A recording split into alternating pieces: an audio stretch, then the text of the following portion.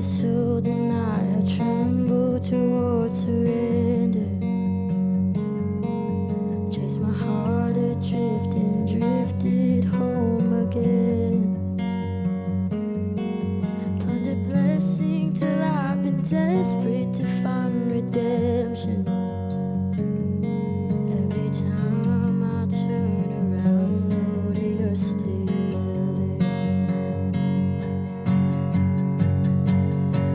And I was found before I was lost, and I was yours before I was not.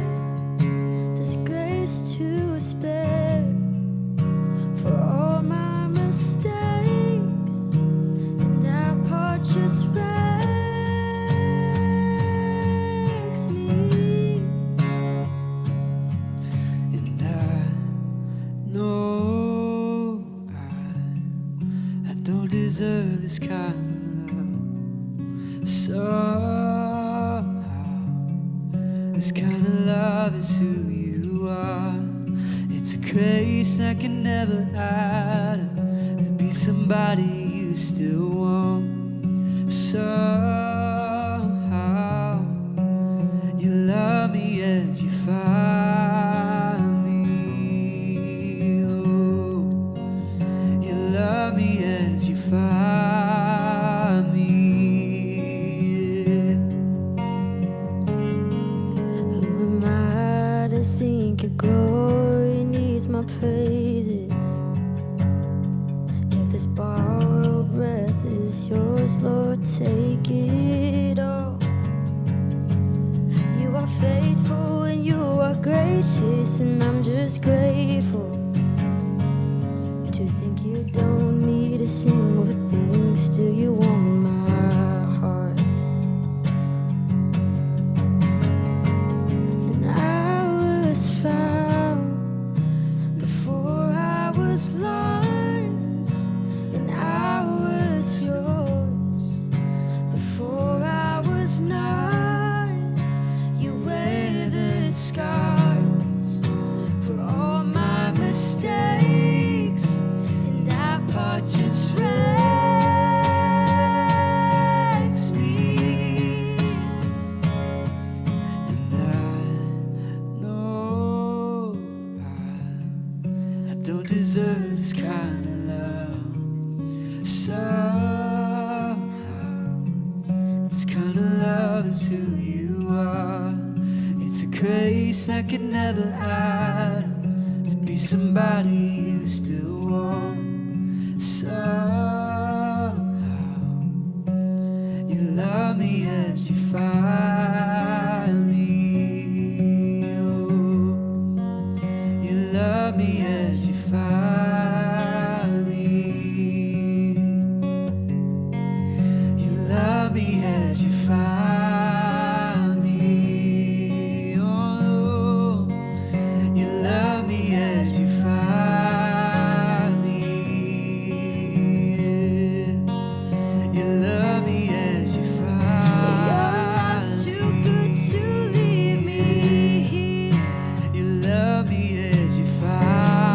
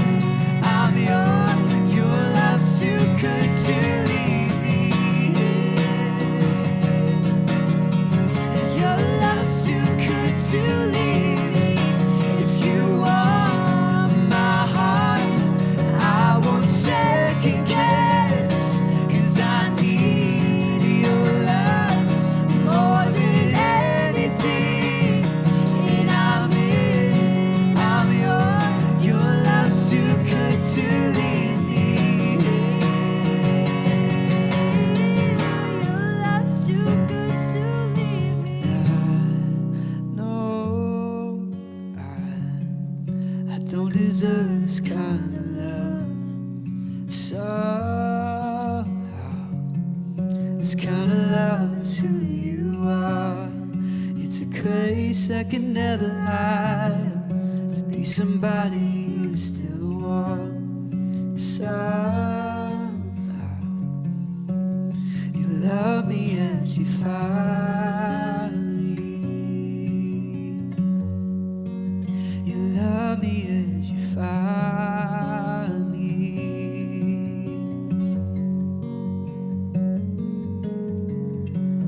If you want my heart, I won't second guess, 'cause I need your love more than anything.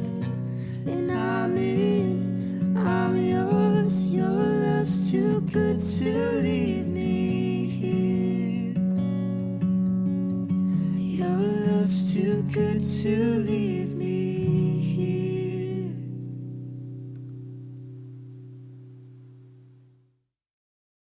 Well, hey everyone, thank you for joining us for our Volume Online service. Today is Wednesday. It's a few days after Easter weekend, and by this time most years, the dust has settled, the excitement has kind of worn off a little bit, and this year was definitely a little different on Easter weekend. But the celebration is still the same. And even after Easter, there's still something worth celebrating. And no, I'm not just talking about Easter candy being 90% off in all the grocery stores, although that's definitely a perk. But I'm talking about the continued celebration of the resurrection. The resurrection.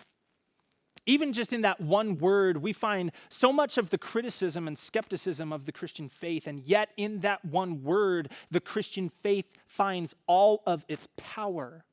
This is the one historical event where, if it's true, then all other religious beliefs are toppled completely. But if it's not true, well, that means that this book is filled with lies written by liars. And as Paul tells us in 1 Corinthians chapter 15, if Christ has not been raised, then what we're teaching, what we're preaching is useless. If Christ has not been raised, your faith is useless. You see, from Genesis 3 onward, God is seeking to restore life to the world. He's seeking to fix what has been broken, to reform and renew the world that we live in and the people whom he loves. And we see this culminate in the event of Jesus' death on the cross and his subsequent resurrection. Understanding who Jesus is and what Jesus did is the ultimate message of Easter. But it's not knowledge of Jesus that changes us. It's walking with Jesus that changes us. You see, there's a huge difference between being a Christ believer and a Christ follower. Belief is what we know. Belief is an intellectual understanding, but faith is how we live. It's knowing enough about Jesus. It's knowing enough about Jesus to fully surrender our lives to him. And our thoughts, our words, our actions follow and reflect that decision that we've made. It's impossible to have real faith without real life change. But for so many people, it's so difficult for us to wrap our heads around the idea of the resurrection. It's so difficult to believe in the resurrection for the simple reason being that the very idea of something being dead and being brought back to life is a theoretical impossibility. So let's say, just for a moment, that the resurrection isn't true. That the tomb wasn't empty and that Jesus isn't alive today. Well, if that's the case, quite simply, that means that our faith in Jesus is worthless. It means that heaven is a myth, Christianity is a pipe dream, and Christians are all fools. It means that the idea of personal sacrifice is stupid.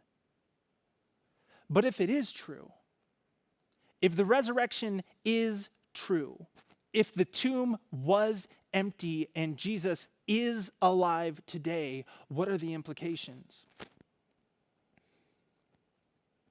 It means that Jesus is precisely who he claimed to be. And therefore, his ministry and his teachings need to be taken seriously. It means nothing that is broken can't be fixed. Nothing is too broken to be fixed. If God can bring life out of death, there is nothing and no one that cannot be redeemed. But ultimately, here's what it means. Because if the resurrection is real, if it is true, it changes everything. Here's what it means for us. It means that our priorities change. It means that I recognize that I have a responsibility. It means that my life now has direction and purpose. Carl Broughton, on the uniqueness and universality of Jesus Christ, said this: "The gospel is the announcement that in one person's history, death is no longer the last thing, but was only the second to last thing. It has now become past history. Death lies behind Jesus, qualifying him to lead the procession from death unto new life. It means that the salvation we enjoy now is like borrowing from the future, living now as though our future could already be practiced in the present because of our union with the risen Christ through faith and hope. As Christ followers who have put our faith in the resurrection, we have a commission. We have a direction. We have a purpose." And it's in the Gospel of Matthew in chapter 28. Jesus says this. This is the Great Commission. Verse 18, he says, "All authority in heaven and on earth has been given to me. Therefore, go and make disciples of all nations, baptizing them in the name of the Father and of the Son and of the Holy Spirit, and teaching them to obey everything I have commanded you. And surely I am with you always to the very end of the age." We have an invitation to be a part of the story. And the decision that we have to make is simple. You can either accept that invitation or you can reject that invitation, but there is no middle ground. There is no in between. And make no mistake, the Great Commission is not about sharing your story. It's about sharing Christ's story. It's not about pointing people towards what they need to do. It's about pointing people back to what Jesus has already done on the cross and out of the grave. And so 2 questions that we want to challenge you with this week. The first one is this: do you believe in the resurrection? Do you believe it's true? And is your faith in Jesus? If so, you have a decision to make. If so, you have an invitation to be a continuance, to be a part of the continuing narrative. You have a decision to make. Are you going to accept the invitation or are you going to reject it? And I can assure you, your life will reflect that decision that you make, whether it's out loud or to yourself. The decisions that you make, the words that you speak, your actions, your thoughts are going to be a reflection of your choice. We are all designed to worship something. What are you going to worship with your life? We'll see you guys next week.